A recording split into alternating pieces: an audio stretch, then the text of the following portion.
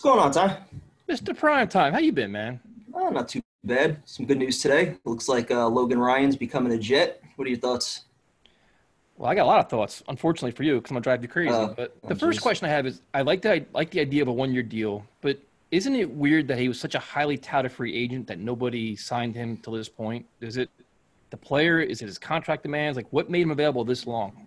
Well, I think you're seeing a trend around the league with a lot of guys wanting to sign 1 year contracts with how much the CBA is supposed to go up next year. So yeah, I think that is a big part of it. He's only 29 years old, so I think he's looking at it as I could be a free agent again next year and probably cash in on another 2 or 3 year contract. So yeah, I mean, and again, like the thing with Joe Douglas and signing all these 1 year deals, I don't like it necessarily, but at the same time, you're setting up a locker room where you're going to have a ton of guys that are all playing for their contracts, and you're going to have over $100 million in cap space where you can sign the guys that actually perform. So it's not a terrible situation to be in. I just wish there was more long-term stability going forward with some of these guys. Yeah, like if you had Brian Poole and Logan Ryan on 2 year deals, you feel a lot better than the 1 year deals. You know what I mean? But Yep. like, and Yep. so I guess we'll start with the player. The player, like you said, 29 years old. He's aggressive at the line of scrimmage. He can get you your sack. He can get interceptions. He's physical. He played 16 games last year. He's good on the outside, and it makes a lot of sense. Like you got to give Joe Douglas credit. He waited out the market. He's getting the players that we all wanted a month ago, which is completely cool. And then the competition in the secondary, dude. Like we went from an area where you're looking at guys, you're like, can these guys even play? To now you're getting like veteran, proven guys that are like, they've been there, done that. And Greg Williams has like toys now. Like he can like they're all versatile too. Like Logan Ryan can do a Yep. lot, man.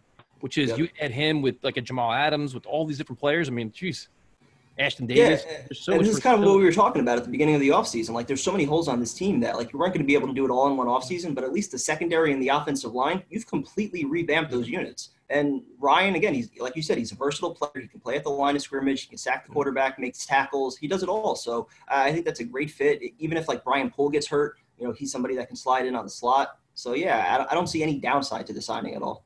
It's going to bring out the best in a lot of these young players that we have high hopes for. Like And everybody's he's a high on. two-time Super Bowl champion, too. Yeah, but like you have a guy like Bless Austin, he's going to learn from guys that can play now. Like and he's going to get pushed to play. Like he's not being handed a job. Like you're going to have to earn your spot now because there's guys that can actually have done something in the NFL that can beat you out, or Arthur Millette, or any of these guys, man. Yeah. Like it's Well, you know, that I think is the biggest thing between Ryan and now Desir. Those are your pretty clear, I think, top two guys. yep. You set up a nice scenario on the back end where you have Millette and Bless Austin and Hairston and all these other guys, Bryce Hall or Bryce Hall, Yeah. all those guys on the back end just going at it for third and fourth reps. So yeah, I think that's a great situation to be in as far as just establishing competition and everything. Yeah, no doubt, dude. A versatile secondary. You have so many moving pieces. You have Adams, you have May, all these guys that can do. Like you can blitz, you can go in coverage zone, you can do all kinds of stuff. Now it's like now I'm getting greedy. This is the problem we have now because now like you're trying not to be like, all right, now I'm like, you know what? Go get Marcus Golden. Like cut the shit now, dude. Like you have your secondary. This defense needs a pass rusher, dude. Like I love Jordan Jenkins. I love Lou. I love all those other guys.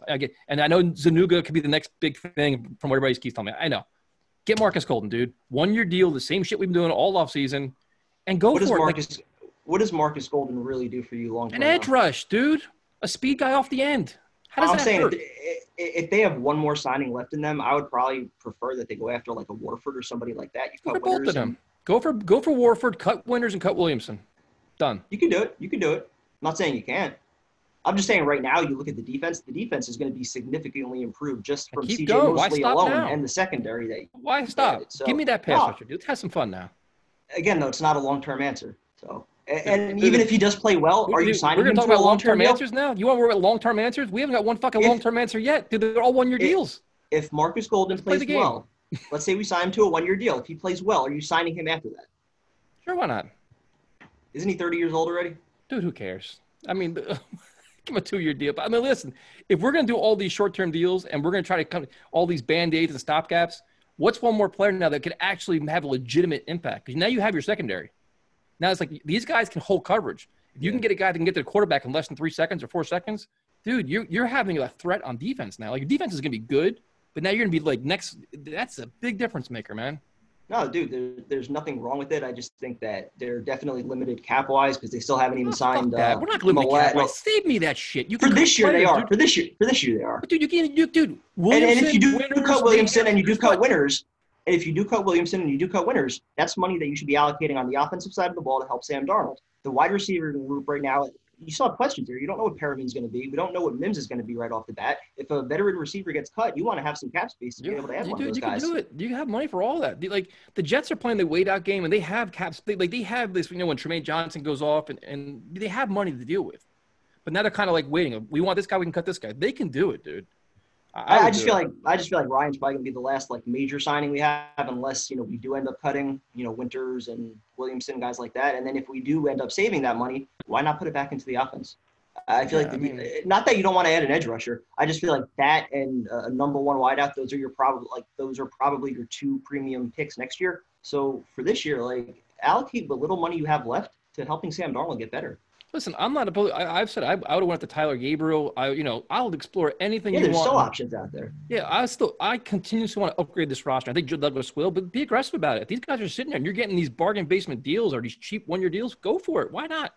And then you find a guy that you like. If Marcus Golden fits your system, you say, this guy, give him a 2-year extension. Like he's in your building. You know what you have. Extend him. Like you're already done. Like you're ahead of the curve with some of this stuff. So I'm like. And then you mentioned Warford, which is just a fascinating guy to become available now. You have a Pro Bowl guard sitting there in the prime of his career.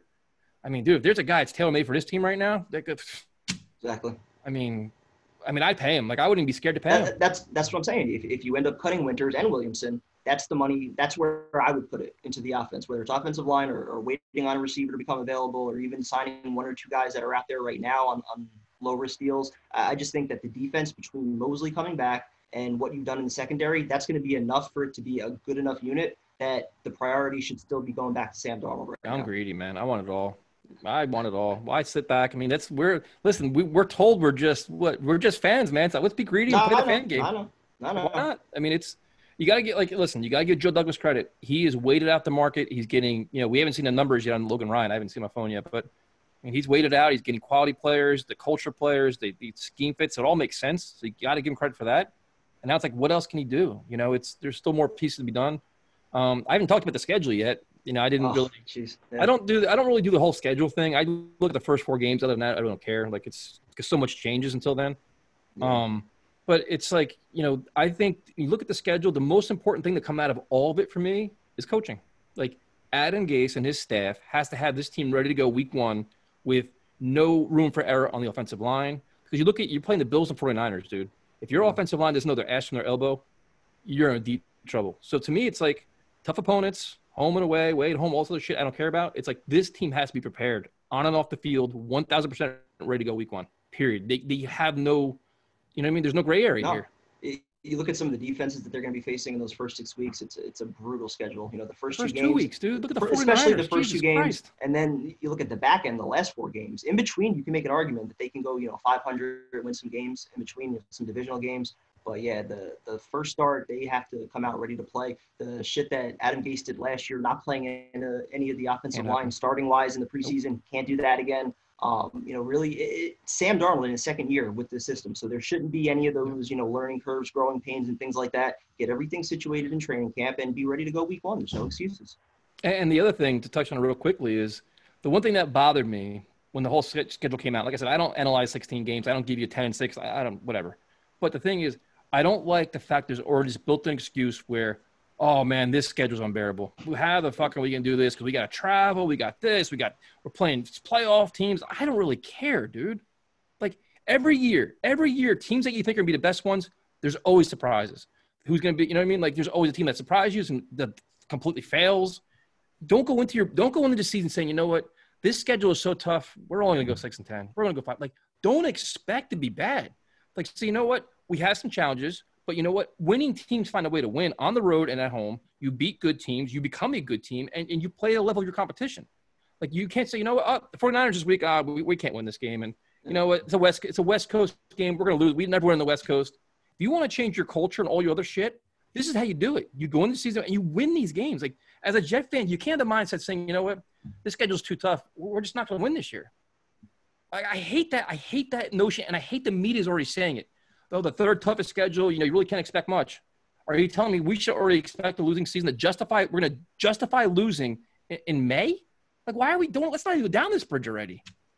Well, no, you already see that. Like the seeds are already getting you're not planted. Ready for my shit today, are you? I know you're not ready for this. No, I am It's a because project for 2 days. well, no, because you see all the seeds getting planted. So yeah, I am ready for it. It is what it is. I don't think anything should be black and white as far as Adam Gase goes. I said in the article I did on Last at Mac, like if Sam Darnold is showing significant progress and the team's competitive week in and week out, and they have the same record as last year, that's progress to me against a very good schedule. If if all these teams are healthy and they are what we think they're going to be on paper. But if the team, let's say they go 8-8 or 9-7, but they're not prepared in a bunch of those games, and they're losing games in the fourth quarter, or Darnold isn't taking the kind of step that we want him to from year 2 to year 3, then that's where you might actually look and say, we do have to move on from Adam Gase. I don't think anything should be black and white. I think you kind of have to just evaluate it week by week and see what team shows up and how Sam Darnold actually looks. There's no reason I don't think.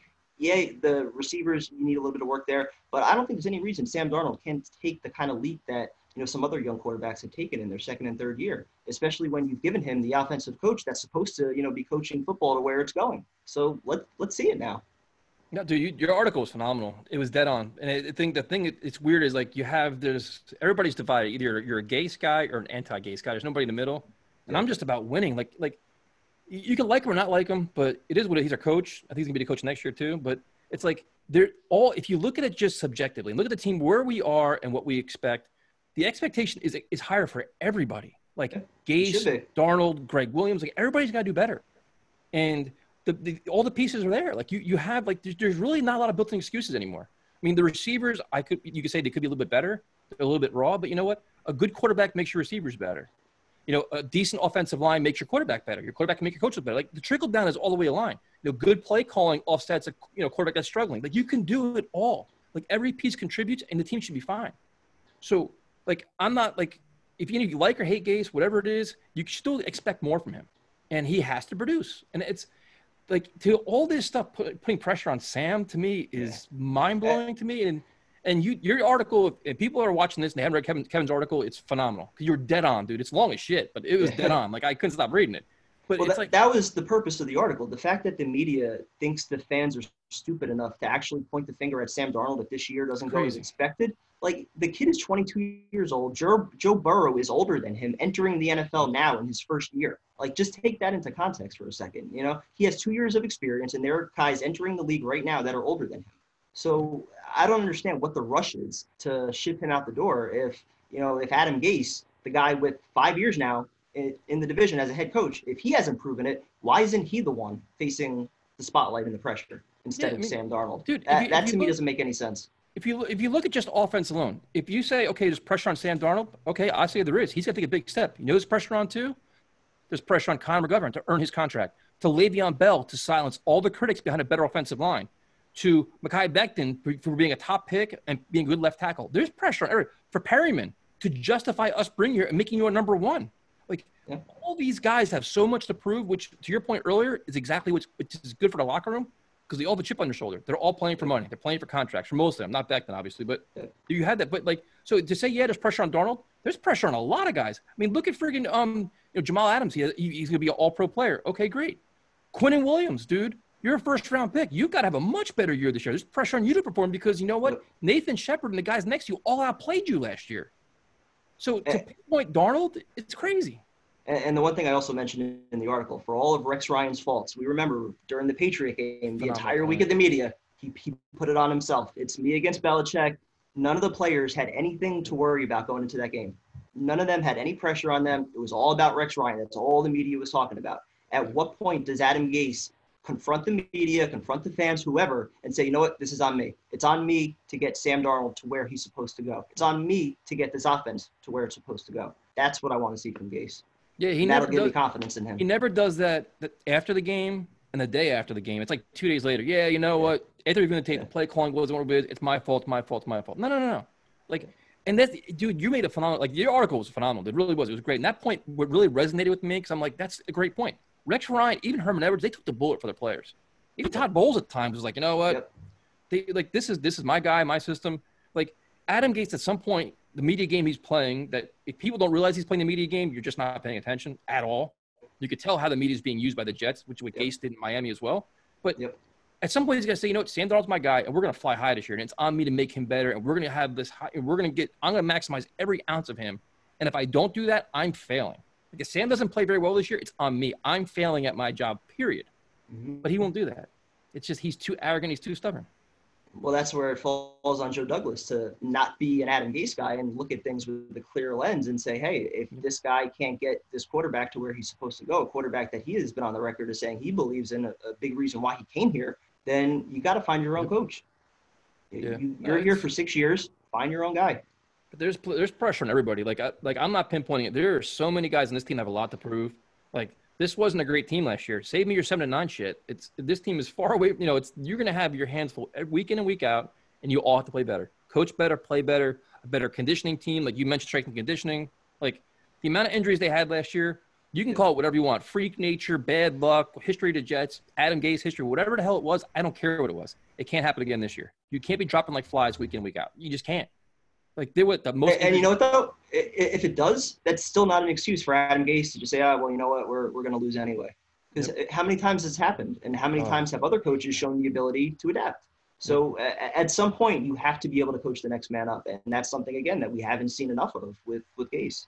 Yeah, and that's like last year was basically their year to throw away. They threw it away. I mean, they won some games, they did some good things, but a lot of bad things. That's your throwaway year. This year, the evaluation process is a lot stricter, as it should be. Like they all have to do better. Like dude, even the flight crew, everybody's got to be better, man. Like it's just you got to expect more. Like you can't keep conceding losses and victories and justifying excuses. Like the one thing I hate about this team that they did last year, you just mentioned it, they justified losing.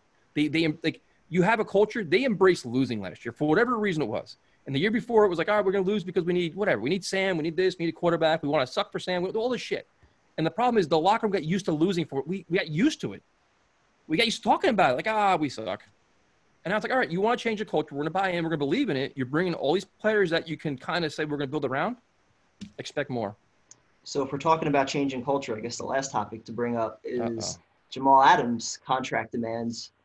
There's been some whispers, I guess, on Twitter that, he's kind of putting his demands at a level that he knows the Jets wouldn't reach in his way to kind of – well, I'm saying, what do you think about this? Do you think he actually wants to be a Jet long term? I think this is exactly – we predicted this a month ago. Maybe not like 2 months ago. This doesn't surprise me. And people laughed at me. I remember getting ripped to shreds. Oh, he's going to want $18 million. No way he's going to want $18 million. He's not – I see, he may cost 19 or 20. No way, you're out of your mind. Where are we at? Yep. He wants to be one of the highest paid defensive players in football. He has the resume to prove it. He has the backing of all his friends, all his teammates, all the players around the NFL. Everybody loves the guy, dude. Coaches, analysts, players. He is riding high, and Joe Douglas said he wants to make him a Jet for life. Show him the money. And we talked about this, and the thing is, we talked about this, and if he wants to be here or not is interesting. That's the one thing we never really talked about. Is he a Gase guy? Does he like Adam Gase is the question. I don't think so. No, I don't think so either. And that's the – But he plays for Greg Williams. I think in his mind, he plays for Greg Williams more than he plays for Adam Gase. Right, but I think he loves New York. He loves the fans. He loves the market. He can make all kinds of marketing money and endorsements and everything else. But does he like playing for the head coach and being in this locker room with the head coach as his leader? And does he believe in him? Like, does he believe he can win under Adam Gase? That's the question. Well, you got to wonder how long he thinks Adam Gase might actually be here also. Yep. I think he would want to be here if the value of his contract exceeded any other offers. I think if all the offers were equal, I think he'd probably prefer to go somewhere else. Yeah. I think he'd love to play in Dallas. He'd love to play somewhere else. Listen, if we're being really honest about this, the Jets aren't a marquee team. No. They're not a if we're being really honest, the Giants are more of a marquee team than the Jets are. The Jets are a second citizen in New York and New Jersey, no doubt there. Cowboys are America's team. I mean, the Jets, to us, they're a big thing, but they're not like a prominent. When you think Jets, what do you think about? Same old Jets losing, crazy fans, Rex Ryan, Mark Sanchez, all this shit. You don't think Baltimore Ravens? What do you think? Winning. Patriots winning. Cowboys, even though they haven't been to playoffs in forever, like they had that winning mind, like they have that different, aura about them. Well, that's why I feel like just the last 3 years has really taken a toll on him between like all the losing and everything else, all the media. Can you imagine going from LSU to this shit show? That's what I'm saying. So part of me would think like initially when he got here, he wanted to be the one to help like turn that culture around and be the face of it. Now you have to wonder like, is he still in that same mindset, or has the losing actually like taken enough of a toll on him where he's like, this isn't what I want to be a part of? Yeah, they probably rattled his cage with the trade stuff last year. And now he's like, and he probably floated out demands. They probably said, we're not going to pay that this year. Like, it's going to come to a stalemate at some point this year. Like, I think it's only a matter of time. Yeah. And whether his demands make him get out of this, that could be too, man. Like, he knows his worth, and he wants to win, and he wants to get paid. And the contract itself won't bother me because we talked about this a couple of times where they had the cap space to pay him. Like if they really, really want to commit to him and make him like a marquee guy of the franchise, like your face of the franchise, they can do that, and they could pay Sam and still have no problems at all. Yeah, 5 years, $90 million. I'm not saying no to that. Yeah, I think he's worth every penny of it. Yeah, but it's just it's gonna be fascinating to see how this all plays out. I mean, you're seeing it now with the baseball players and their demands about do they want to get paid and how much they want to get paid during a pandemic. It's tough to take that approach when people are losing their jobs. Like in New Jersey alone, we have over 1 million people unemployed. Yeah. It's hard for me to relate to that. Like I'm to the point now, like, dude, if you guys don't, Well, do you put it on the baseball players or do you put it on the owners who have the billions and they're not willing to, fork up the usual salaries that guys are making? I think there's a lot of blame to go around. There's a lot of blame to go around, but I think as fans, we're looking at it now. We're like, listen, man, you're getting paid to play a game, and a lot of people aren't getting paid at all. So like for me, I can't fathom the whole argument of that. So Jamal Adams is in a tough spot there, where if it goes through an ugly stalemate come where we in May now, so you'd say June, July, it gets a little uglier. Yeah. Just the times that we're in will make it tough on them because the fans are gonna be like, dude, like, look at I'm struggling. Like you're a man of the people, but right now we're not. Your people are struggling. You know what I mean? Yeah. That makes it a little bit more interesting to see how he handles like a holdout, if they do holdout for training camp or stuff like that. If it was normal circumstances, a holdout, we'd be like, hey, man, pay him. But now it's like everything's just different. And the one thing I'm always curious about, and people don't like Manish for whatever reason, but he keeps talking about the Jets not wanting to spend money and money's tight and there's cash restrictions and stuff like that. That's interesting, too, because ticket sales are gone. Like, you're not selling shit this year. Even if the fans do come back, you're going to have maybe 15,000 fans in a game, if you're even that lucky that you can get to that point. Well, what are they complaining about? They just made $500 million in just new uniforms last year. But I'm saying, no, listen, I understand. What I'm saying is when you're looking at any professional organization right now, you're losing a ton of money on ticket sales. Like, Dana White was talking about the UFC. They're losing like almost 40% of their revenue this year on ticket sales. That's a lot of money, dude. Yeah. So when you're trying to dole out money going forward, if you're the New York Jets, you say, listen, we want to keep this guy. Do we want to give him $90 million guaranteed right now, or do we wait and try to wait another year? Do we, how they all handle that is going to be fascinating, man. It could be a different business this year and next year for them, for any team. Yeah. I mean, don't you think? Like, if you have, say, you only have, say, just in theory, you have 10%, say, a quarter of the stadium this year. Will this be rectified by next year, or we're going to have maybe half the fans? You're losing a lot of money. What I don't understand is, I guess, why would it only apply to the Jets in terms of money that they can dole out or salary caps, whatever it might be? Why would it only apply to the Jets? Every team around the league is going to face the same issues as far as stadium capacity. Yeah, but I think I wonder in terms of tickets. But in terms of like ticket sales and PSL, I think the Jets have probably taken a bath the last couple of years. I think they probably haven't made it. Well, you're right. I think I'm right. You're right. The uniforms. They made money back in uniforms. They made $500 million. They made $500 million in uniforms last year. So I mean, they have the money. They should. Yeah. I mean, no, you're right. I forgot all about that. Yeah. The uniforms is what. Yeah. That plus the PSLs, which I don't want to get into that. But yeah. Yeah. So they do have money then. I mean, it'll be interesting. I would think they do. But he keeps mentioning that, and it's something and he's usually like 85% right with this kind of shit. Like he usually has some kind of notion, and like a year, like not even like 4 months from now, like, oh yeah, that's why you said that. Yep. So we'll see, man. It's interesting. So when the Jets go into bankruptcy in a few months, they'll be like the Mets. Yeah. It's bad enough I already have the Mets with the Wilpons, and now I got the Johnsons going through financial issues. It's interesting, man. At least Woody Johnson's coming back. Thank God for that soon. So savior Woody. Same guy that we all wanted out of here. This team, it's so everything goes full circle with this team. It's always full circle. It's remarkable. He's gonna love that role coming back as the savior, firing Gase and putting Chris Johnson back in the seat. God help us. We're good. Talk to you guys later. Yep, I think that's it.